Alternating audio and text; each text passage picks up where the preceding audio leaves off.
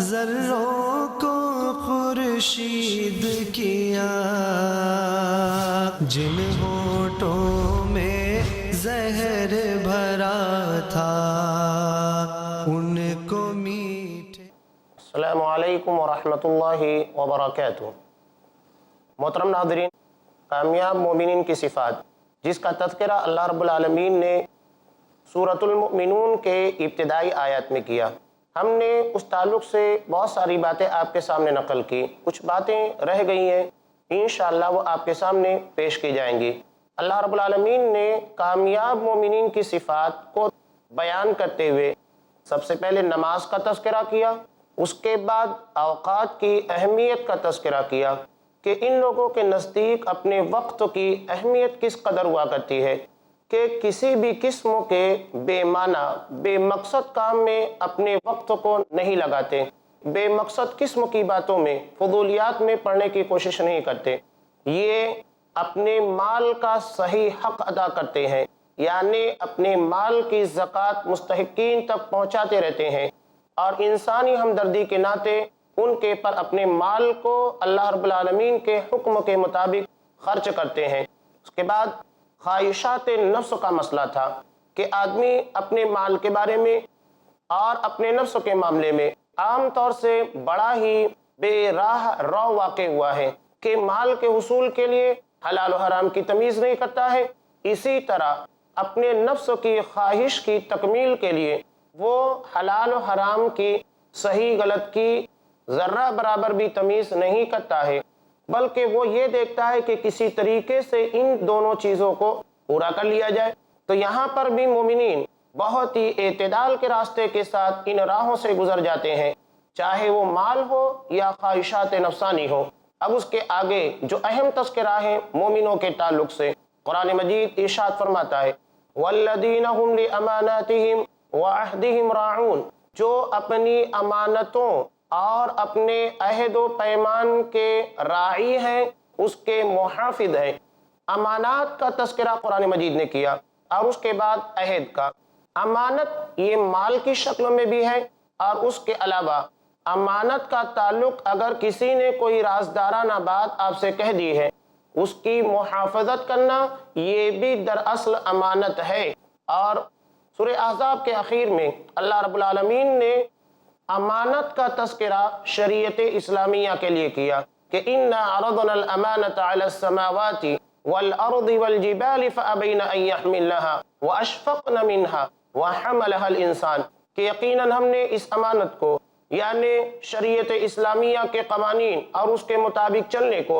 زمین کے پر، آسمان کے پر، پہاڑوں کے پر ہم نے پیش کیا، سارے لوگوں نے خوف کے مارے اس امانت کے بوجھ کو اٹھانے سے انکار کر دیا، سوائے انسان کے اس نے اسے قبول کر لیا۔ تو یہ ایک امانت ہے، یعنی اللہ رب العالمین نے ہمیں اسلام کی دولت سے نوازا ہے، تو یہ ہماری بہت بڑی ذمہ داری ہے کہ اس امانت کو ہم ان لوگوں تک پہنچانے کی کوشش کریں جو اس کے مستحق ہیں۔ اور قرآن مجید نے اس امانت کے تعلق سے وعدے کہہ دیا ھدی للناس، یہ قرآن، یہ حدیث، یہ رب کا کلام اور محمد رسول اللہ صلی اللہ علیہ وسلم کی سنت، یہ ساری چیزیں دراصل اللہ رب العالمین کی طرف سے مسلمانوں کے لیے امانت کی شکل میں عنایت کی گئی ہیں۔ شریعت اسلامیہ ایک امانت ہے، جیسا کہ ہم نے سورہ احزاب کی اخیر آیتوں کے ذریعے واضح کیا، اور یہ امانت جس کو قرآن مجید سورہ بقرہ کے اندر ارشاد فرماتا ہے ھدی للناس، یہ سارے لوگوں کے لیے ہدایت ہے، یعنی قرآن اور حدیث، رب کا کلام، محمد رسول اللہ صلی اللہ علیہ وسلم کی سنت، اس کا پہنچانا ہر مسلمان کی ذمہ داری ہے کہ دنیا کے ہر فرد تک اس کو پہنچانے کی کوشش کرے۔ تو یہاں کامیاب مومنوں کی صفت کو بیان کرتے ہوئے قرآن مجید کہتا ہے والذین ہم لاماناتہم وعہدہم راعون، جو اپنی امانتوں کے اور اپنے عہد کے راعی ہیں، پاسدار ہیں، محافظ ہیں اور اس کی حفاظت کرتے ہیں۔ یہاں امانت کا ایک مفہوم میں نے آپ کے سامنے واضح کیا کہ امانت سے مراد دراصل شریعت اسلامیہ کی مکمل تعلیمات ہیں۔ اب امانت مال کی شکل میں بھی ہوتی ہے۔ نبی کریم صلی اللہ علیہ وسلم مکہ والوں کی نگاہ میں امین تھے، صادق تھے، یعنی کسی کا مال اگر آپ کے پاس رکھ دیا جائے اس میں کبھی خیانت نہیں کیا کرتے تھے۔ یہاں تک کہ جب آپ صلی اللہ علیہ وسلم مکہ سے مدینہ کی جانب ہجرت کر رہے تھے، اس موقع پر بھی مشرکین نے اپنی امانتوں کو نبی کے پاس رکھا تھا۔ سوچئے کہ جس نبی کے مخالف ہیں اور جس کی دعوت کو ہر موڑ کے پر روکنے کی کوشش کر رہے ہیں، اسی نبی کے پاس اپنی امانتوں کو رکھے ہوئے ہیں۔ اس قدر نبی کی امانت داری کے پر اور نبی کی دیانت داری کے پر انہیں اعتقاد اور یقین تھا، لیکن اس کی بات اور ان کی تعلیمات کے پر عمل کرنا یہ ان لوگوں کے لیے بہت بڑا مسئلہ تھا۔ منافق کی ایک خاص پہچان بنائی گئی ہے۔ منافق یہ اپنی ایک خاص پہچان رکھتا ہے، جیسا کہ نبی کریم صلی اللہ علیہ وسلم کی مشہور روایت ہے، وعن ابی ہریرہ رضی اللہ تعالی عنہ عن النبی صلی اللہ علیہ وسلم قال آیت المنافق ثلاث اذا حدث کذب واذا وعد اخلف واذا تؤمن خان، رواہ البخاری فی کتاب الایمان۔ کہتے ہیں کہ نبی کریم صلی اللہ علیہ وسلم نے ارشاد فرمایا، منافق کی 3 نشانیاں ہیں۔ اذا حدث کذب، کہ جب وہ بات کرتا ہے تو جھوٹ بولتا ہے، یعنی اس کی زبان سے نکلنے والے الفاظ حقیقت واقعہ کے مطابق نہیں، اس کے برخلاف ہوتے ہیں۔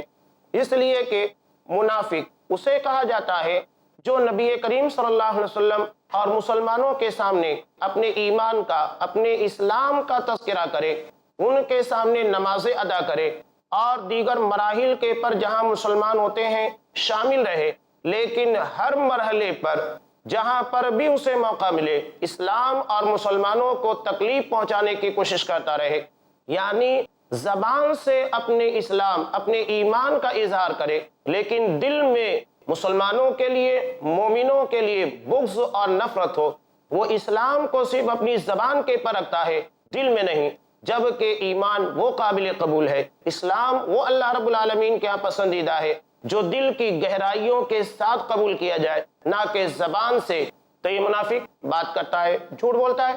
اور اس کے بعد وَإِذَا وَعَدَ أَخْلَفَ، اگر کوئی وعدہ کرتا ہے تو مخالفت کرتا ہے۔ وعدے اور عہد کے اندر بڑا فرق ہے۔ وعدہ جو ہوتا ہے یہ ون سائڈ ہوتا ہے، یعنی آدمی اپنی طرف سے کسی چیز کے تعلق سے یہ بات کہہ دے کہ میں تمہیں اتنا مال دوں گا یا فلاں وقت تو تم سے ملاقات کرنے کے لیے آنے والا ہوں، یہ ون سائڈ ہوتا ہے، آدمی اپنی طرف سے طے کرتا ہے۔ جبکہ عہد جو ہوا کرتا ہے یہ 2 افراد کے درمیان یا 2 قوموں کے درمیان یا 2 ملکوں کے درمیان طے ہوتا ہے، اسی لیے اس کو عہد سے تعبیر کیا جاتا ہے، معاہدہ کہا جاتا ہے کہ جو 2 لوگوں کے درمیان مل کر یا 2 قوموں کے درمیان یا 2 ملکوں کے درمیان بیٹھ کر طے کیا جائے۔ منافق اپنے وعدے کا مخالف۔ اور اس کے بعد تیسری نشانی وَإِذَا تُؤْمِنَ خَانَ، اگر اس کے پاس امانت رکھ دی جائے تو خیانت کرتا ہے، یعنی ہر اعتبار سے شریعت اسلامیہ کے بالکل خلاف عمل کرنے والا، نہ ہی اپنی زبان کا دھنی ہے اور نہ ہی اپنے وعدوں کا پکا ہے اور نہ ہی امانت کے اندر دیانت برتنے والا، امانت داری کے حق کو ادا کرنے والا۔ ہر اعتبار سے اس کے اعمال، اس کے کردار کے اندر آپ کو مخالفت نظر آئے گی، اسلام کے خلاف اس کا عمل نظر آئے گا۔ امانت مال کی شکل میں ہوتی ہے جیسا کہ عام طور سے سمجھا بھی جاتا ہے، لیکن امانت ایک راز کی شکل میں بھی ہوتی ہے، یعنی اگر کسی نے آپ کو کوئی بات کہہ دی تو آپ کی ذمہ داری ہے کہ آپ اس بات کو، اس راز کو کسی کو نہ بتائیں اور اسے اپنے سینے کے اندر محفوظ رکھیں۔ حضرت انس رضی اللہ تعالیٰ عنہ ارشاد فرماتے ہیں، جیسا کہ امام بخاری رحمۃ اللہ علیہ نے کتاب الادب کے اندر نقل کیا ہے کہ اسر الی النبی صلی اللہ علیہ وسلم سرا فما اخبرت به احدا بعد وَلَقَدْ سَأَلَتْنِي أُمُّ سُلَيْمٍ فَمَا أَخْبَرْتُهَا بِهِ، کہ ایک مرتبہ آپ صلی اللہ علیہ وسلم نے ایک راز کی بات مجھے بیان کی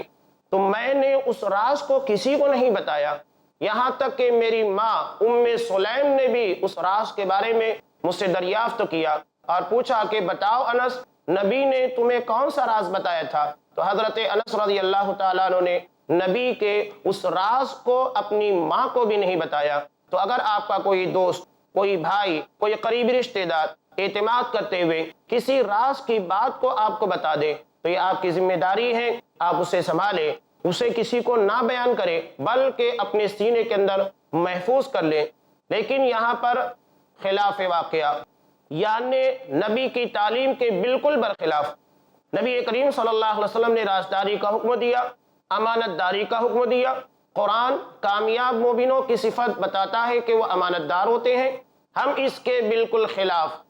امانت داری چاہے وہ مال کی شکل میں ہو یا راز کی شکل میں ہو، ہم اس کو نبھانے کی کوشش نہیں کر رہے ہیں۔ بتائیے کہ اگر ہم ان تعلیمات کے پر عمل نہ کریں تو کیسے کامیابی ہمارا مقدر بنے گی، کیسے اللہ رب العالمین ہمیں کامیاب مومنوں کی صف میں شامل کرے گا۔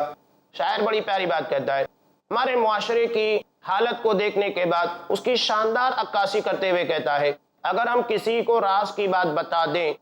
تو ہوتا یہ ہے کہ جو بات راز کی ہوتی ہے وہی سب سے زیادہ لوگوں کے درمیان عام ہو جاتی ہے۔ شاعر سماج کی اسی نبض کی شناسی کرتے ہوئے اور سماج کی عکاسی کرتے ہوئے کہتا ہے، جو باتیں راز کی ہیں انہیں بھی عام کر دے گی، تمہاری دوستی ایک دن مجھے بدنام کر دے گی۔ یہ حالت ہماری ہو چکی ہے کہ ہم کسی کی بات کے محافظ نہیں، اس کی امانت کو سنبھالنے کے لیے تیار نہیں، تو ہم کیسے کامیابی کا دعویٰ کر سکتے ہیں، کیسے کہہ سکتے ہیں کہ رب العالمین ہمیں کامیاب لوگوں میں شمار کرے گا؟ اس کے لیے ویسی صفات، ویسے خصائص اور ویسی عادتیں اپنانی ہوگی جو ایک کامیاب مومن کے اندر پائی جاتی ہیں۔ تو یہاں مومنوں کی صفت بیان کرتے ہوئے اللہ رب العالمین نے ارشاد فرمایا، والذین هم لاماناتهم وعہدهم راعون، کہ جو لوگ اپنی امانتوں کے اور اپنے عہد و پیمان کے محافظ ہوتے ہیں۔ نبی کریم صلی اللہ علیہ وسلم کی زندگی کے اندر آپ نے بہت سارے مواقع کے پر مشرکین مکہ ہیں، یہاں تک کہ مدینہ کے اطراف میں رہنے والے یہودی قبائل، ان لوگوں سے معاہدہ کیا، لیکن کبھی کوئی یہ نہیں کہہ سکتا ہے کہ آپ صلی اللہ علیہ وسلم نے اپنے معاہدے کی پاسداری نہیں کی ہو، بلکہ معاہدے کے پر سختی کے ساتھ عمل کیا۔ معاہدہ عام طور سے مشرکین مکہ یا اطراف مدینہ میں رہنے والے قبائل کی جانب سے ہی توڑا گیا۔ نبی کریم صلی اللہ علیہ وسلم نے کبھی بھی کسی عہد کو نہیں توڑا، یہ تو آپ صلی اللہ علیہ وسلم کی خاص صفت تھی اور یہی مومنین کی صفات ہونی چاہیے۔ اب اس کے آگے مومنوں کی ایک اور اہم صفت ہے جس کا تعلق نماز سے ہی ہے، لیکن نماز کے تعلق سے جو بات کہی گئی ہے، والذین هم علی صلواتہم یحافظون، جو اپنی نمازوں کے محافظ ہے۔ اب یہ نمازوں کے محافظ، اور اس سے قبل بیان کیا گیا کہ وہ اپنی نماز میں خشوع کا اہتمام کرتے ہیں۔ ہم اس فرق کو انشاءاللہ آپ کے سامنے واضح کریں گے کہ آخر دونوں کے درمیان فرق کیا ہے، اور قرآن دو جگہ کے پر نماز کے تعلق سے بات کیوں کہتا ہے۔ وقت ہو چکا ہے ایک وقفے کا، وقفے کے بعد یہ بات آپ کے سامنے عیاں کی جائے گی۔ تب تک کے لیے دیجیے اجازت۔ السلام علیکم ورحمۃ اللہ وبرکاتہ۔ انگاروں کو پھول بنایا۔ خوشگوار زندگی کے اصول جانیے شیخ رضا اللہ عبد الکریم مدنی سے آج کی ٹینشن بھری زندگی میں اپنے آپ کو خوش رکھنے کے اسلامی اصول، ہر بدھ رات 8:30 بجے صرف i+TV پر۔ بہتر زندگی کے لیے۔ آج الزام تراشی کیوں اسلام کے وجود پر؟ آج شک و شبہات کیوں اسلام کی پاکیزگی پر؟ آج پھیلی ہے بدگمانی کیوں اسلام کی نیک عملی پر؟ ملے گا آپ کو ہر کیوں کا جواب اسلام کے سچے اصولوں پر۔ فیس ٹو فیس بردر زید پٹیل کے ساتھ ہر جمعرات رات 8 بجے صرف i+TV پر۔ بہتر زندگی کے لیے۔ اپنے DTH اور کیبل آپریٹر سے آج ہی سمپرک کریں۔ Free to year. انگاروں کو پھول بنایا۔ السلام علیکم ورحمۃ اللہ وبرکاتہ۔ محترم ناظرین، کامیاب مومنوں کی صفات جیسا کہ سورہ مومنون کی ابتدا میں بیان کی گئی، ہم نے بہت ساری تفصیل آپ کے سامنے نقل کی۔ اس سے قبل ہم امانت اور عہد و پیمان کے تعلق سے آپ کے سامنے باتیں نقل کی۔ اب یہاں نماز کے تعلق سے دوبارہ اس کی اہمیت کے تقاضوں کے بنیاد پر اس کا تذکرہ کیا جا رہا ہے کہ والذین هم علی صلواتہم یحافظون، کہ یہ اپنی نمازوں کے محافظ ہیں۔ اب اس سے قبل مومنوں کی پہلی ہی صفت یہ بیان کی گئی تھی کہ الذین هم فی صلاتہم خاشعون، کہ جو اپنی نمازوں میں خشوع کا اہتمام کرتے ہیں۔ تو یہاں یہ بات سمجھ لیجئے، نماز کی محافظت، خشوع، اس کا تعلق نماز کے اندرونی معاملات اور باہری معاملات سے ہے۔ نماز میں خشوع کا جو اہتمام ہے، یعنی جس وقت نماز ادا کی جا رہی ہے اس وقت آپ مکمل اطمینان اور توجہ الی اللہ کے ساتھ نماز ادا کریں، اور نماز کی محافظت کا تعلق باہر سے ہے، یعنی 5 وقتہ نمازیں اپنے وقت کے پر ادا کی جاتی رہیں۔ اگر نماز آپ ادا کر رہے ہیں لیکن نماز کے اندر جیسا کہ کیفیت ہونا چاہیے نماز کی قبولیت کی، خشوع اللہیت کی، اگر یہ کیفیت نہ پیدا ہو تو بظاہر آپ نمازی ہیں لیکن آپ کی نماز اندر سے مردہ ہے، بے معنی ہے، وہ قبول نہیں کی جا رہی ہے۔ لیکن باہر سے ٹوٹنے کا مطلب یہ ہے کہ آپ نماز کو وقت کے پر نہ ادا کریں، جماعت کے ساتھ نہ ادا کریں، یہ ساری چیزیں نماز کے باہری معاملات سے ہیں۔ تو نماز کا اہتمام جب آدمی ادا کرنے لگے اس وقت تو اس کے اندر کے معاملات یعنی خشوع، خضوع اور اللہ کی طرف توجہ، اس کے پر بھی اسے دھیان دینا چاہیے، اور نماز کے باہری معاملات میں بھی یعنی باجماعت مسجد میں جا کر ادا کرنا یہ بہت ہی اہم ہوا کرتا ہے۔ نبی کریم صلی اللہ علیہ وسلم نے اسے افضل قرار دیا ہے کہ کوئی آدمی نماز کو اس کے اول وقت کے پر ادا کرے۔ اسی طریقے سے آپ صلی اللہ علیہ وسلم نے یہ بھی کہا کہ اگر تم کسی کو صبح اور شام کو یعنی نماز عصر کے لیے، نماز فجر کے لیے آتے جاتے دیکھو مسجد کی طرف تو اس کے ایمان کی گواہی دو، یعنی وہ مومن ہے جو اپنی نماز کا اس قدر اہتمام کرتا ہے۔ نبی کریم صلی اللہ علیہ وسلم نے جماعت کی اہمیت کو بیان کرتے ہوئے ارشاد فرمایا، جیسا کہ حضرت امام بخاری رحمۃ اللہ علیہ نے کتاب الاذان میں حضرت عبداللہ ابن عمر رضی اللہ تعالیٰ عنہ سے روایت کیا، نبی کریم صلی اللہ علیہ وسلم ارشاد فرماتے ہیں صلاۃ الجماعت افضل من صلاۃ الفرد ب27 درجہ، کہ جماعت کے ساتھ جو نماز ادا کی جاتی ہے یہ تنہا نماز ادا کرنے کے مقابلے میں 27 گنا زیادہ اہمیت و فضیلت رکھتی ہے۔ یہ ہے جماعت کی اہمیت کہ آدمی اگر وہی نماز تنہا ادا کرے اور وہی جماعت کے ساتھ ادا کرے، دونوں کے درمیان اس قدر تفاوت ہوتا ہے۔ نبی کریم صلی اللہ علیہ وسلم نے کسی بھی عمل کے تعلق سے اس قدر اہتمام نہیں جتایا جو کہ نماز کی ادائیگی کے تعلق سے ہے، جیسا کہ ابو داؤد کی روایت میں ہے کہ اگر بچہ 7 سال کی عمر کا ہو جائے تو اسے نماز کا حکم دو، اور 10 سال کا ہونے کے بعد بھی نماز نہ ادا کرے تو اسے مارو، حالانکہ ابھی نماز اس کے پر فرض نہیں بھی ہے۔ نماز کی فرضیت بلوغت کے بعد ہے، یعنی بچہ جب بالغ ہو جائے، جوان ہو جائے، تب اس کے پر نماز فرض ہوتی ہے۔ لیکن نبی کریم صلی اللہ علیہ وسلم نے 7 سال کی عمر سے ہی اس کے اہتمام کرنے کا حکم دیا، تاکہ جب بچے کے پر نماز فرض ہو جائے تب وہ مکمل طریقے سے نماز کو باجماعت ادا کرنے والا اور مکمل اہتمام کے ساتھ ادا کرنے والا بن جائے۔ یہ ہے نماز کے تعلق سے نبی کریم صلی اللہ علیہ وسلم کی فکر۔ جب آپ صلی اللہ علیہ وسلم اس دنیا سے ودا لینے لگے، رب العالمین اپنے مالک حقیقی سے ملنے کی تیاریاں کرنے لگے۔ نبی کریم صلی اللہ علیہ وسلم نے جاتے ہوئے ایک بہت ہی اہم میسج، بہت ہی اہم پیغام امت محمدیہ کے حوالے کیا، وہ یہ تھا الصلاۃ الصلاۃ وما ملکت ایمانکم، کہ نماز قائم کرنا، نماز کا اہتمام کرتے رہنا، اور جو تمہارے ماتحتین ہیں، جو تمہارے نوکر چاکر ہیں، جو تمہارے غلام ہیں، جنہیں اللہ رب العالمین نے تمہارے ہاتھوں کے نیچے اور تمہاری نگرانی میں رکھا ہے، جو تمہارے حکم کے تابع ہیں، ان کے ساتھ احسان کرتے رہنا اور ان لوگوں کے ساتھ اچھا سلوک کرنا۔ آپ صلی اللہ علیہ وسلم کے اس فرمان میں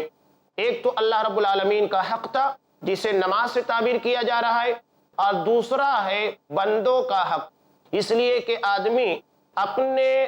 احکامات کو یا اپنی باتوں کو سختی کے ساتھ منواتا ہے انہی لوگوں سے جو کہ اس کے ماتحت ہوتے ہیں، اور انہی کے ساتھ بدتمیزی یا سختی سے پیش آتا ہے، وہ کبھی بھی اپنے سے بڑے یا اپنے سے جو بڑے لوگ ہوتے ہیں یا اس کے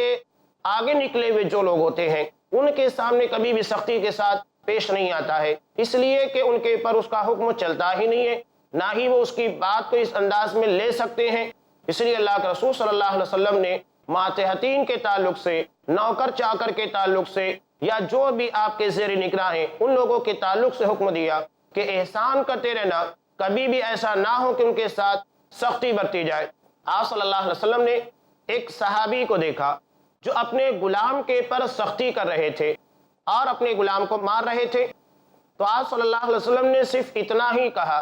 کہ اللہ تمہارے پر اس غلام سے بھی زیادہ طاقت اور قدرت رکھتا ہے۔ جب اس صحابی نے پلٹ کر دیکھا تو دیکھا کہ نبی کریم صلی اللہ علیہ وسلم کی ذات گرامی تھی جو یہ بات کہہ رہی تھی۔ وہ اپنے اس عمل کے پر بڑے پشیماں ہوئے اور بہت شرمندہ ہوئے کہ میں یہ جو کام کر رہا تھا یہ نبی کو پسند نہیں، اور اللہ کے رسول صلی اللہ علیہ وسلم نے بڑی پیاری بات کہی تھی کہ آج انسان جس طرح اپنے جیسے انسانوں کے پر تھوڑی سی قدرت اور طاقت کے مل جانے کے بعد اس قدر سختی کرتا ہے، تو اسے اللہ رب العالمین کے تعلق سے سوچنا چاہیے۔ جو مکمل اختیار والا ہے وہ اگر اپنے بندے کے ساتھ سختی کرنا چاہے، بندہ کیا کر سکتا ہے، جبکہ رب کو کوئی ٹوکنے والا نہیں۔ اللہ رب العالمین وعدے کہتا ہے لا يسأل عما يفعل وهم يسألون، کہ اللہ جو کرتا ہے اس کے بارے میں کوئی سوال نہیں کر سکتا، سوال لوگوں سے ہونے والا ہے کہ وہ کیا کر رہے ہیں۔ اس لیے اس صحابی نے جب یہ دیکھا کہ میرے سے ایک غلط حرکت سرزد ہو رہی تھی، میں اپنے غلام کے پر زیادتی کر رہا تھا، نبی کریم صلی اللہ علیہ وسلم کے پاس آئے اور کہا کہ اللہ کے رسول، میں نے اپنے اس غلام کو اللہ کی رضا کے لیے آزاد کر دیا، یہ ان کا کفارہ بن گیا تھا کہ جو زیادتی انہوں نے اپنے غلام کے پر کی تھی۔ یہی ہے اللہ کا خوف، ہمیشہ اللہ کے زیر نگراں اپنے آپ کو تصور کرنا، اللہ کی قدرت کاملہ کا احساس اپنے دلوں کے اندر رکھنا۔ تو آپ صلی اللہ علیہ وسلم نے دو اہم باتیں اس دنیا سے جاتے جاتے امت محمدیہ کے ہوش گزار کی، الصلاۃ وما ملکت ایمانکم، نماز قائم کرنا، نماز کا اہتمام کرتے رہنا، اور جو تمہارے ماتحتین ہیں ان کے ساتھ حسن سلوک کرنا۔ نماز کے تعلق سے نبی کریم صلی اللہ علیہ وسلم نے باجماعت جو اہمیت بتائی ہے اور آپ کے عمل سے جو چیزیں ثابت ہے، یہ کسی اور چیز کے متعلق آپ صلی اللہ علیہ وسلم کے اتنے سخت ایکشن کے بارے میں دلیل نہیں ملتی ہے۔ جیسا کہ حضرت امام بخاری رحمۃ اللہ علیہ نے آگے ایک روایت کو نقل کیا حضرت ابو ہریرہ رضی اللہ تعالیٰ عنہ سے، کہتے ہیں کہ ایک مرتبہ نبی کریم صلی اللہ علیہ وسلم نے ارشاد فرمایا والذی نفسی بیدہ، قسم ہے اس ذات کی جس کے ہاتھ میں میری جان ہے، لقد ہممت ان آمر بحطب فیحطب، کہ میں نے ارادہ کر لیا کہ لکڑیوں کو جمع کرنے کا حکم دوں، لکڑیاں جمع کر لی جائے، ثم آمر بالصلاۃ فیؤذن لها، اور اس کے بعد میں اذان دینے کا حکم دوں اور نماز کے لیے اذان کہی جائے، ثم آمر رجلا، اس کے بعد میں کسی آدمی کو خود نماز نہ پڑھاتے ہوئے کسی اور کو نماز پڑھانے کا حکم دوں، فیؤم الناس، اور وہ لوگوں کو نماز ادا کرائے، ثم اخالف الی رجال، اس کے بعد میں ان لوگوں کی طرف جاؤں جو کہ گھروں کے اندر بیٹھے ہوئے ہیں اور با جماعت نماز میں شریک نہیں ہوئے ہیں، نماز کا اہتمام با جماعت نہیں کر رہے ہیں، فاحرق علیہم بیوتہم، میں ان کو ان کے گھروں سمیت جلا کر راکھ کر دوں۔ بتائیے کہ کسی بھی معاملے میں نبی کریم صلی اللہ علیہ وسلم نے اتنا سخت اقدام اٹھانے کا کبھی بھی ارادہ نہیں کیا، یہ صرف نماز کی اہمیت کے پیش نظر تھا۔ تو مومنین اپنی نمازوں کے بڑے محافظ ہوتے ہیں، کسی بھی طریقے سے اپنی نماز کو ضائع نہیں ہونے دیتے، اس لیے کہ رب العالمین کا حق ہے جو دن میں 5 مرتبہ ہر بندے مومن کے پر فرض قرار دیا گیا ہے۔ اب آگے اللہ رب العالمین نے جب ان صفات کو بیان کیا کہ جو اپنی نمازوں میں خشوع کا اہتمام کرنے والے، اپنے وقتوں کی قدر کرنے والے، زکوٰۃ کے ادا کرنے والے، اپنی شرمگاہوں کے محافظ ہیں، امانتوں کے عہد کے پاسدار ہیں اور نماز با جماعت کے اہتمام کرنے والے۔ اب یہ لوگ کون ہیں؟ جو لوگ ان صفات سے مزین ہو گئے اور جن لوگوں نے ان احکامات کے پر عمل کر لیا، اب انہیں کیا ملنا چاہیے؟ اللہ رب العالمین ارشاد فرماتا ہے کہ یہ لوگ جنت الفردوس کے وارث ہیں، یعنی انہیں اللہ رب العالمین ان کی منزل حقیقی، جس کامیابی کی تلاش میں، جس فلاح کی تلاش میں لوگ نکلے ہوئے تھے، اب انہیں ان کی منزل تک پہنچا رہا ہے۔ ان صفات اور اس طرح کے خصائص سے مزین ہونے کے بعد ہم اللہ رب العالمین کی جنت تک، جنت الفردوس تک پہنچ سکتے ہیں۔ تو یہ کامیابی کا راستہ ہے، روشن اصول ہے جو قرآن مجید نے بیان کیا، جو جنت الفردوس تک لے کر جانے والے ہیں۔ نبی کریم صلی اللہ علیہ وسلم نے امت محمدیہ کو خطاب کر کے کہا کہ جب بھی اللہ سے مطالبہ کرو تو جنت الفردوس کا مطالبہ کرو، اس لیے کہ وہیں سے جنت کی نہریں بہتی ہیں۔ یہ جنت کا سب سے افضل ترین اور سب سے بہترین مقام ہے، یہاں سے جنت کی نہریں نکلتی ہیں، سب سے اونچی اور شاندار جگہ ہے۔ جنت اپنی جگہ کے اوپر خود بڑی معنویت رکھتی ہے اور اپنے اعتبار سے بہت ہی شاندار جگہ ہے، لیکن جنت میں بھی فردوس کا وہ مقام سارے جنتیوں کے لیے حسرت کا اور خواہش کا مقام ہے۔ وہ اتنا بلند ہے کہ نبی کریم صلی اللہ علیہ وسلم نے اسی کو حاصل کرنے کا حکم دیا۔ جنت میں بھی اعلیٰ مقام کی کوشش کرو، اس لیے کہ اس کوشش کی وجہ سے یقیناً تم جنت میں چلے جاؤ گے، کامیابی تمہارا قدم چومے گی۔ اس تعلق سے چند اہم باتیں رہ گئی ہیں جو کہ جنت الفردوس کے متعلق ہے۔ چونکہ وقت ہو چکا ہے اس ایپیسوڈ کے اختتام کا، خاتمے کا، انشاءاللہ ہم آئندہ ایپیسوڈ میں جو کچھ باتیں جنت الفردوس کے متعلق ہے وہ آپ کے سامنے نقل کریں گے۔ تب تک کے لیے دیجیے اجازت۔ السلام علیکم ورحمۃ اللہ وبرکاتہ۔ انگاروں کو